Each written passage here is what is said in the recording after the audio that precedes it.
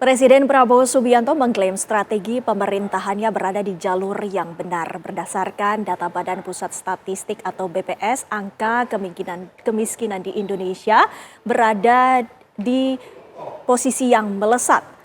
Benarkah demikian pemirsa? Bagaimana pemerintah menanggapi fenomena rombongan jarang beli atau rojali dan rombongan hanya nanya atau rohana yang berbak di pusat-pusat perbelanjaan akhir-akhir ini?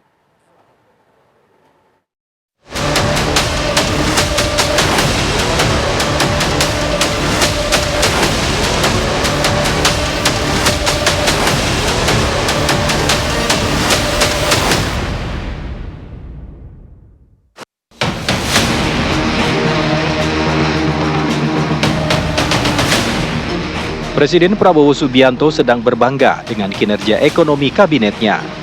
Di tengah gembar-gembor ekonomi lesu, daya beli melemah dan hantaman badai PHK. Toh pertumbuhan ekonomi nasional justru kian kinclong. Tak hanya itu, di luar prediksi, angka kemiskinan dan pengangguran juga turun. Prabowo menyebutkan angka kemiskinan absolut berhasil ditekan. Jadi, langkahnya sudah berada di jalur yang benar. Capaian ini menurut Presiden menggugurkan semua spekulasi bila masa depan Indonesia gelap. Saya merasa saudara-saudara sudah bekerja sebagai satu tim. Saya kira tanpa kerja keras saudara sebagai tim, tidak mungkin kita capai apa yang sudah kita capai hari ini. Dalam waktu yang masih singkat, banyak sekali yang telah kita capai. Strategi yang sudah saya canangkan ternyata mulai terasa dan terlihat bahwa strategi kita benar, kita berada di arah yang benar, kita berada di azimut kompas yang benar. Berdasarkan data Badan Pusat Statistik, pertumbuhan ekonomi Indonesia pada kuartal kedua tahun 2025 sebesar 5,12%. Sebelumnya, BPS juga merilis jumlah penduduk miskin Indonesia per Maret 2025 turun 0,2 juta orang dibandingkan September 2024. Angka ini menjadi yang terendah dalam 2 dekade terakhir. Angka ini pun jauh melampaui prediksi para pakar di tengah melemahnya daya beli masyarakat, tekanan dunia usaha, dan ketidakpastian ekonomi global.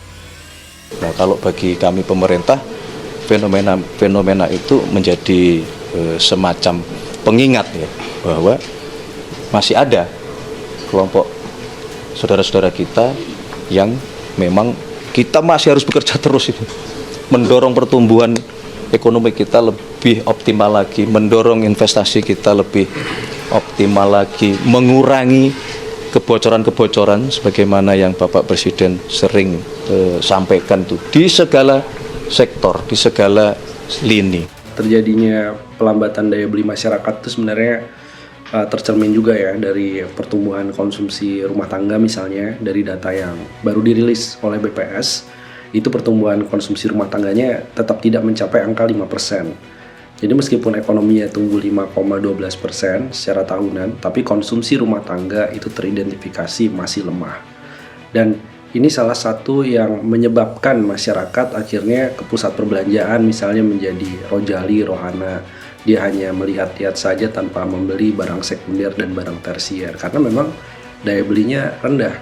Dan porsi masyarakat dari total pendapatan itu lebih banyak untuk membayar cicilan pinjaman, itu semakin besar. Jadi uang yang bisa ditabung juga semakin kecil. Data pertumbuhan ekonomi BPS ini memang berada di atas proyeksi banyak analis. BPS mengklaim pertumbuhan ekonomi Indonesia ditopang kinerja seluruh lapangan usaha yang tumbuh positif, khususnya yang berkontribusi besar terhadap pendapatan domestik bruto, seperti industri pengolahan, pertanian, perdagangan, konstruksi, dan pertambangan. Atas dasar harga berlaku sebesar Rp5.947 triliun, atas dasar harga konstan sebesar Rp3.396,3 triliun, sehingga pertumbuhan ekonomi Indonesia pada triwulan 2 2025 bila dibandingkan dengan triwulan 2 tahun 2024 atau secara year on year tumbuh sebesar 5,12%. Bila dibandingkan dengan triwulan 1 2025 atau secara Q2Q tumbuh sebesar 4,04%. Pertumbuhan positif ini pun kini memunculkan debat kusir. Bukankah tengah ada tren rojali alias rombongan jarang beli dan rohana atau rombongan hanya nanya? Ataukah rojali dan rohana itu hanya isapan jempol kelompok yang hanya bermodal katanya? Daripada masyarakat ini terlihat shifting belanjanya lari ke belanja online. Kita lihat transaksi retail online ini baru dirilis oleh BPS. Tahun kemarin tidak di-track, tapi tahun ini sudah mulai di-track. Retail dan marketplace tumbuhnya kuartal to kuartal adalah 7,55%. Kemudian yang shift ke online, salah satu contoh yang tumbuhnya tinggi adalah personal care dan kosmetik, itu naik mendekati 17%.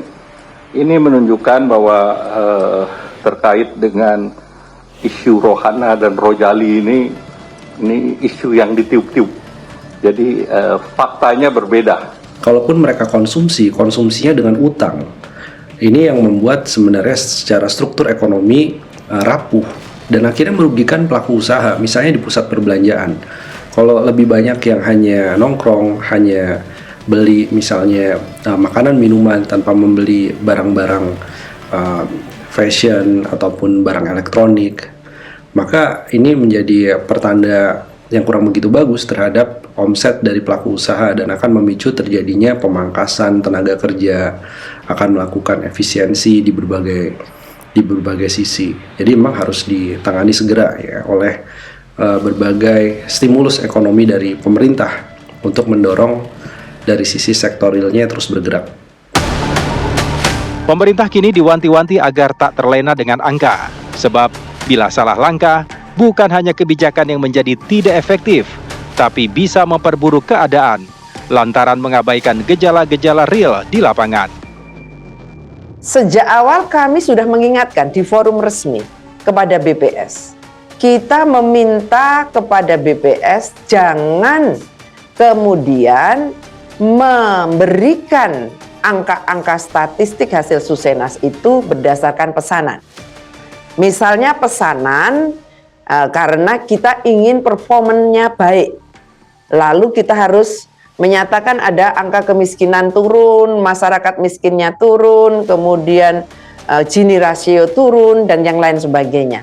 Kita juga menekankan bahwa validitas dari BPS ini, hasil survei BPS, Susenas BPS ini harus bisa menjadi pegangan bagi pengambil kebijakan. Maka tidak boleh main-main. Fenomena rojali dan rohana yang merebak di pusat-pusat perbelanjaan sejatinya adalah alarm bahwa telah terjadi pelemahan daya beli. Meski dalam angka kemiskinan diklaim menyusut dan pertumbuhan ekonomi nasional melesat.